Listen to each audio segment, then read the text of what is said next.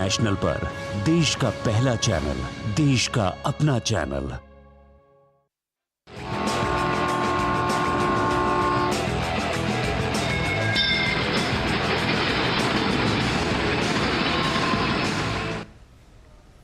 नमस्कार, स्वागत है आप सभी का डीडी न्यूज के इस खास बुलेटिन एक्सप्रेस 100 में, जहां हम आपके लिए लेकर आते हैं राजनीति, मनोरंजन, देश, दुनिया, खेल और व्यापार जगत की सभी बड़ी खबरों को एक्सप्रेस यानी कि फटाफट अंदाज में। आपके साथ मैं हूं संध्या शर्मा। तो देखिए खबरें तेज रफ्तार से। नई दिल्ली में आज 5वां भारत अमेरिका 2+2 मंत्री स्तरीय वार्ता। दोनों देशों के बीच रक्षा और प्रौद्योगिकी मुद्दों पर प्रमुखता से होगी चर्चा। रक्षा मंत्री राजनाथ सिंह और विदेश मंत्री डॉक्टर एस जयशंकर अमेरिकी रक्षा सचिव ऑस्टिन और अमेरिकी विदेश मंत्री एंटनी ब्लिंकन के साथ 2+2 मंत्री स्तरीय वार्ता की करेंगे सह अध्यक्षता। 2+2 संवाद रक्षा और सुरक्षा सहयोग, प्रौद्योगिकी, मूल्य श्रृंखला सहयोग के पहलुओं में हो रही प्रगति की उच्च स्तरीय समीक्षा करेगा। बैठक में भारत और अमेरिकी साझेदारी समझौते पर इस वर्ष जून और सितंबर महीने में प्रधानमंत्री नरेंद्र मोदी और अमेरिकी राष्ट्रपति जो बाइडेन भारत अमेरिका साझेदारी के भविष्य के रोडमैप को आगे बढ़ाने पर भी दिया जाएगा जोर। दोनों पक्ष समसामयिक क्षेत्रीय मुद्दों का भी लेंगे जायजा और बहुपक्षीय प्लेटफॉर्म और क्वाड जैसे ढांचे के माध्यम से सहयोग बढ़ाने के लिए साझा प्राथमिकताओं के बारे में विचारों का करेंगे आदान प्रदान। ऑस्टिन और राजनाथ सिंह के बीच होगी द्विपक्षीय बैठक। 2+2 वार्ता और द्विपक्षीय बैठकों के दौरान कई रणनीतिक, रक्षा और प्रौद्योगिकी मुद्दों पर चर्चा होने की है उम्मीद। डॉक्टर एस जयशंकर भी अमेरिकी विदेश मंत्री के साथ करेंगे द्विपक्षीय बैठक। दोनों नेताओं के बीच अहम मुद्दों पर होगा विचार विमर्श। इससे पहले कल रात नई दिल्ली पहुंचने पर अमेरिकी विदेश मंत्री एंटनी ब्लिंकन का गर्मजोशी से स्वागत किया गया। इस यात्रा से भारत अमेरिका व्यापक वैश्विक रणनीतिक साझेदारी को और मिलेगा बढ़ावा। मध्य प्रदेश, छत्तीसगढ़, राजस्थान और तेलंगाना में विधानसभा चुनाव के लिए प्रचार चरम पर, सभी दलों ने झोंकी ताकत। तेलंगाना में विधानसभा चुनाव के लिए नामांकन पत्र दाखिल करने का आज अंतिम दिन। 13 नवंबर को होगी नामांकन पत्रों की जांच।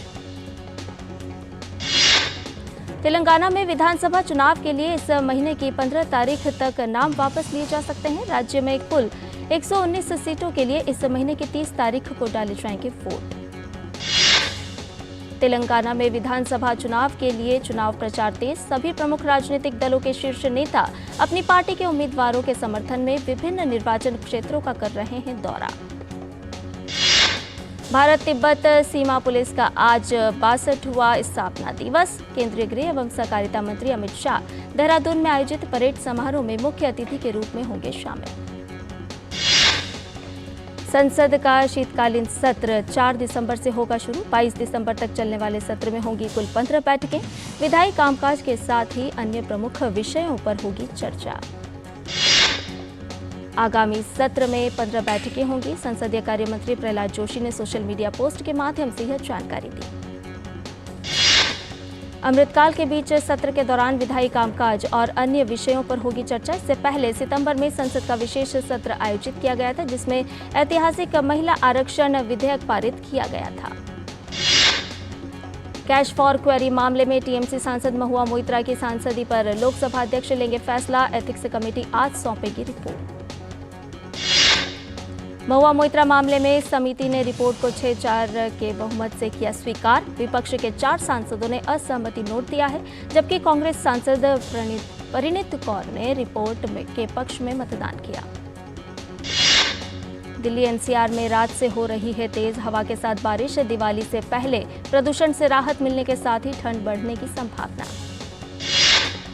दिल्ली के अलावा नोएडा, गाजियाबाद, गुरुग्राम और फरीदाबाद के इलाकों में भी हल्की बारिश हुई। बारिश की वजह से न केवल मौसम साफ हुआ, बल्कि सुबह सुबह ठंड भी बढ़ गई। तमिलनाडु के चेन्नई शहर के कई हिस्सों में आज भी तेज बारिश हुई। भारी बारिश के बाद कई हिस्सों में जलभराव। आज धनतेरस के साथ ही दीपावली के 5 दिवसीय पर्व की हुई शुरुआत। देश भर के बाजारों में लगी रौनक। धनतेरस पर लोग जमकर खरीदारी में जुटे। इस दिन ग्राहकों द्वारा सोने, चांदी, पीतल के बर्तन, वाहन आदि की जाती है खरीदारी। दिल्ली में धनतेरस और दिवाली के त्योहार के संबंध में यातायात एडवाइजरी जारी की गई है। जाम से बचने के लिए सार्वजनिक परिवहन का इस्तेमाल करने की है सलाह। तमिलनाडु के तिरुचिरापल्ली के एनएसबी रोड बाजार में ग्राहकों की भारी भीड़ देखी गई। लोग दिवाली के लिए कर रहे हैं खरीदारी। उत्तर प्रदेश के प्रयागराज में दिवाली से पहले बाजारों में की गई खास सजावट। बड़ी संख्या में लोग दिवाली के लिए मूर्तियों और सजावट के सामान की खरीदारी के लिए पहुंच रहे हैं। उत्तर प्रदेश में दिवाली से पहले अयोध्या को रंग बिरंगी रोशनी से जगमग किया गया। दिवाली से पहले श्री राम की नगरी अयोध्या का कण कण सतरंगी रोशनी से नहाया। दीपोत्सव 2023 से पहले अयोध्या में तैयारियां जोरों पर चल रही हैं। दीपोत्सव से पहले अयोध्या में राम की पैड़ी पर साउंड और लेजर शो की रिहर्सल की गई। मुंबई में कल रात एक भीषण सड़क हादसा हुआ जिसमें 3 लोगों की मौत हो गई, वहीं 9 लोग घायल हैं, जिसमें 2 लोगों की हालत अत्यंत गंभीर है। हादसे में कई गाड़ियां भी क्षतिग्रस्त हो गई। आज 8वां आयुर्वेद दिवस मनाया जा रहा है। इस वर्ष आयुर्वेद दिवस दुनिया भर के लगभग 100 देशों में अंतर्राष्ट्रीय स्तर पर मनाया जा रहा है। इस वर्ष की थीम है Ayurveda for one health. Delhi में वायु गुणवत्ता अभी भी गंभीर श्रेणी में बनी हुई है। हालांकि बारिश के बाद AQI में काफी गिरावट दर्ज की गई। केंद्र ने पंजाब सरकार से पराली जलाने को रोकने के लिए प्रभावी कार्रवाई करने को कहा है। केंद्र ने कहा है कि उपायुक्त, जिला अधिकारी, पुलिस अधीक्षक और थाना अधिकारी की यह जिम्मेदारी होगी। कैबिनेट सचिव राजीव गाबा ने बुधवार को पंजाब, हरियाणा, उत्तर प्रदेश, राजस्थान और दिल्ली के मुख्य सचिवों और अन्य वरिष्ठ अधिकारियों के साथ एक बैठक की।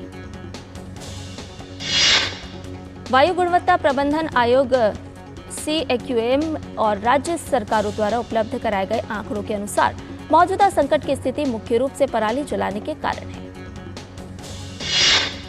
वायु गुणवत्ता प्रबंधन आयोग CAQM को पंजाब और हरियाणा सरकार ने खेतों में आग लगने की घटनाओं की दैनिक रिपोर्ट सुप्रीम कोर्ट के निर्देशों के अनुसार उपायुक्त और पुलिस अधीक्षक के माध्यम से देने को कहा है। छत्तीसगढ़ के पूर्व मंत्री और रायपुर दक्षिण से भाजपा प्रत्याशी बृजमोहन अग्रवाल पर देर शाम हमला हो गया। उनके साथ 5 से 7 युवकों ने धक्का मुक्की कर मारपीट की। बृजमोहन अग्रवाल ने आरोप लगाया है कि एजाज ढेबर और अनवर ढेबर के लोग उनकी हत्या करवाना चाहते थे। इसकी जानकारी मिलने पर बड़ी संख्या में उनके समर्थक कोतवाली थाने पर पहुंचे और घेराव कर दिया। विदेश राज्य मंत्री और संसदीय कार्य राज्य मंत्री वी मुरलीधरन की 3 दिवसीय जापान यात्रा आज होगी संपन्न। यात्रा के दौरान भारत और जापान प्राचीन ऐतिहासिक संबंधों को मजबूत करने पर दिया गया जोर। वहीं विदेश राज्य मंत्री मीनाक्षी लेखी की भी नीदरलैंड यात्रा आज संपन्न हो रही है। यात्रा के दौरान उन्होंने सरकार, विधायी और बहुपक्षीय संस्थानों के साथ साथ भारतीय समुदाय के विभिन्न हितधारकों के साथ बातचीत की। गुजरात के सूरत में राम मंदिर की थीम पर रंगोली बनाई गई। इस रंगोली ने सभी का मन मोह लिया। हिंदुजा ग्लोबल सॉल्यूशंस ने जानकारी देते हुए बताया कि कंपनी का चालू वित्त वर्ष की सितंबर में समाप्त दूसरी तिमाही का एकीकृत शुद्ध लाभ लगभग 92% की गिरावट के साथ 18.4 करोड़ रुपए रहा है। ई-कॉमर्स कंपनी अमेजन इंडिया के ग्रेट इंडियन फेस्टिवल के दौरान उसके मंच पर अब तक 110 करोड़ ग्राहक आए हैं। कंपनी ने दावा किया है कि इसमें 80% ग्राहक दूसरी और तीसरी श्रेणी के शहरों से हैं। फेविकोल, फिक्सिट जैसे उत्पाद बनाने वाली पिडीलाइट गैर बैंकिंग वित्तीय कंपनी के क्षेत्र में दस्तक दे रही है। इस बारे में पिडीलाइट के प्रबंध निदेशक भरत पुरी ने कहा कि कंपनी अपने परिवेश से संबंधित लोगों को छोटी राशि से खुदरा कर्ज देने तक सीमित रहेगी। कॉपथाल मॉरिशस इन्वेस्टमेंट लिमिटेड ने रिलायंस इंडस्ट्रीज के 3.47 लाख शेयर खुले बाजार में लेन देन के जरिए बेचे हैं। यह सौदा करीब 81 करोड़ रुपए का बैठता है। Aditya Birla fashion and retail limited को सितंबर 2023 को समाप्त चालू वित्त वर्ष की दूसरी तिमाही में 200.34 करोड़ रुपए का एकीकृत शुद्ध घाटा हुआ है। वाणिज्य एवं उद्योग मंत्री पीयूष गोयल ने वोकल फॉर लोकल पहल पर वाणिज्य भवन में एक कार्यक्रम में भाग लिया, जहां उन्होंने लोगों से देश में बना सामान खरीदने और सरकार की वोकल फॉर लोकल पहल को बढ़ावा देने की अपील की। पीयूष गोयल ने कहा कि स्थानीय उत्पादों को बढ़ावा यानी लोकल के लिए वोकल होने की खुशी हम सभी में है। हम सभी अपने छोटे दुकानदारों, फेरी वालों और छोटा सामान बनाने वाले लोगों का समर्थन करने को प्रतिबद्ध हैं। हम देश में बने सामानों को प्रोत्साहित करना चाहिए। भारतीय रिजर्व बैंक के गवर्नर शक्तिकांत दास ने कहा कि भारत की आंतरिक मजबूती और बेहतर नीतिगत कदम से आर्थिक वृद्धि मजबूत हो रही है, जबकि महंगाई भी काबू में आ रही है। शक्तिकांत दास ने यह भी कहा कि केंद्रीय बैंक पूरी तरह से सतर्क है और मौद्रिक नीति का रुख आर्थिक वृद्धि को समर्थन देने के साथ महंगाई को काबू में लाने पर है। एएसके ऑटोमोटिव और आरंभिक सार्वजनिक निर्गम को बोली के तीसरे और अंतिम दिन 51.14 गुना अभिदान मिला है। और बुलेटिन में फिलहाल रुक रहे एक छोटे से ब्रेक के लिए जल्द हाजिर होंगे। पता है इन्वेस्टर्स के लिए कि इन्वेस्टर प्रोटेक्शन फंड होता है IPF, लेकिन अगर तुम्हारा ट्रेड एक्सचेंज पर एग्जीक्यूट नहीं हुआ या फिर कोई गारंटीड रिटर्न्स वाली स्कीम है तो ये IPF आपकी मदद नहीं कर सकता है। और अगर आपका ब्रोकर ही डिफॉल्टर बन जाए तो फिर IPF आपको कॉम्पेंसेशन दिला सकता है। कहां से सीखा? NSE की साइट पर। समझ कर इन्वेस्ट कर। अलग हैं हम, ये रफ्तार नई है, ये रफ्तार सही है, ये जज्बा नया है, खुद ब खुद नया है। आयशर प्राइमर G3, जज्बा नया, जीत नई। और ब्रेक के बाद एक्सप्रेस 100 में आपका एक बार फिर से स्वागत है। आइए बाकी की खबरों को जानें फटाफट अंदाज में। इंटर ग्लोब इंटरप्राइजेस ने योजना बनाई है कि वो 2026 में पूरे देश में एक पूर्ण इलेक्ट्रिक एयर टैक्सी सेवा शुरू करेगी। देश में सौर मॉड्यूल की स्थापित विनिर्माण क्षमता 60,000 मेगावाट पर पहुंच गई है। वित्त वर्ष 2020-21 में पॉलीसिलिकॉन मॉड्यूल बनाने की क्षमता 10,000 मेगावाट से कम थी। भारत ने इस क्षमता को बढ़ाकर वर्तमान में 60,000 मेगावाट कर दिया है। उत्तर प्रदेश भू संपदा विनियामक प्राधिकरण ने 1,000 से अधिक प्रवर्तकों पर उनकी परियोजनाओं के लिए जुर्माना लगाया है। जी एंटरटेनमेंट एंटरप्राइजेस लिमिटेड का एकीकृत शुद्ध लाभ चालू वित्त वर्ष की दूसरी तिमाही में 8.92% बढ़कर 122.96 करोड़ रुपए हो गया है। कंपनी ने बीते वित्त वर्ष की समान तिमाही में 112.89 करोड़ रुपए का लाभ कमाया था। 15वें वित्त आयोग के अनुदान कम होने के दौर में वित्त वर्ष 24 में 11 राज्यों ने राजस्व घाटे का बजट पेश किया। PRS विधायी अनुसंधान की नवीनतम रिपोर्ट के मुताबिक इससे इन राज्यों के पूंजी व्यय में भी बाधा हुई है। 15वें वित्त आयोग ने वित्त वर्ष 22 से वित्त वर्ष 2026 के दौरान राजस्व की कमी के लिए 17 राज्यों को 2.95 लाख करोड़ रुपए का अनुदान देने की सिफारिश की है। इसमें से 87% अनुदान पहले 3 वर्षों में ही जारी किया जा चुका है। व्हाइट हाउस ने कहा है कि इजराइल उत्तरी गाजा के कुछ हिस्सों में प्रतिदिन 4 घंटे के लिए सैन्य अभियान रोकने पर सहमत हो गया है, लेकिन उसने संघर्ष में कमी लाने का कोई संकेत नहीं दिया है। इजराइल और हमास के बीच लगातार संघर्ष जारी। दोनों के बीच जारी संघर्ष में अब तक हजारों लोग मारे गए हैं। अमेरिकी राष्ट्रपति जो बाइडेन ने कहा है कि गाजा में सैन्य अभियानों को रोकने का मकसद क्षेत्र में भोजन, पानी और दवा समेत अन्य राहत सामग्री पहुंचाना है। बाइडेन ने कहा कि प्रतिदिन 150 ट्रकों के जरिए राहत सामग्री पहुंचाने का लक्ष्य है। सोशल मीडिया प्लेटफॉर्म एक्स पर बाइडेन ने कहा कि अमेरिका का फोकस मानवीय आपूर्ति और सहायता को बढ़ाना है। इराक में अमेरिकी सैनिकों को निशाना बनाकर 3 हमले किए गए। हालांकि इन हमलों में कोई भी हताहत नहीं हुई है। खबरों के मुताबिक इजराइल हमास संघर्ष शुरू होने के बाद से एक ही दिन में अमेरिकी संपत्तियों पर यह बड़ा हमला है। बगदाद में अमेरिकी दूतावास के प्रवक्ता और इराक में तैनात अमेरिकी नेतृत्व वाले अंतर्राष्ट्रीय सेना ने हमलों पर कोई प्रतिक्रिया नहीं दी है। फिलिस्तीन का आतंकी समूह फिलिस्तीनी इस्लामिक जिहाद 2 इजरायली बंधकों को छोड़ने के लिए तैयार है। आतंकी समूह ने बंधकों का वीडियो किया जारी। फिलिस्तीनी इस्लामिक जिहाद ने कहा कि मानवीय और मेडिकल आधार पर बंधकों को कर रहे हैं रिहा। 7 अक्टूबर को इजराइल पर हमले के दौरान बंधक बनाई गई एक बुजुर्ग महिला और एक किशोर को दिखाया गया। इन दोनों को किबुत्ज नीर ओज से किया गया था अगवा। व्हीलचेयर में बैठी बुजुर्ग महिला ने जल्द ही अपने बच्चों से मिलने की जताई उम्मीद। इजरायल की सेना ने बंधकों के वीडियो को साइकोलॉजिकल वॉरफेयर करार दिया। वहीं इजरायल प्रदर्शनकारियों ने रेड क्रॉस से बंधकों की सुरक्षा की मांग की है। इजरायल और हमास संघर्ष के बीच यमन के हूती ने इजरायल के विभिन्न ठिकानों पर गुरुवार को बैलिस्टिक मिसाइलें दागी। समूह के सैन्य प्रवक्ता ने इसकी जानकारी दी। इजरायल की सेना ने कहा कि एक अज्ञात ड्रोन ने दक्षिणी शहर इलियट में एक रिहायशी इमारत पर हमला किया, जिससे इमारत को हल्की क्षति पहुंची। संयुक्त राष्ट्र मानवाधिकार उच्चायुक्त वोल्कर तुर्क ने कहा है कि इजरायल और हमास दोनों ने ही युद्ध अपराध किया है।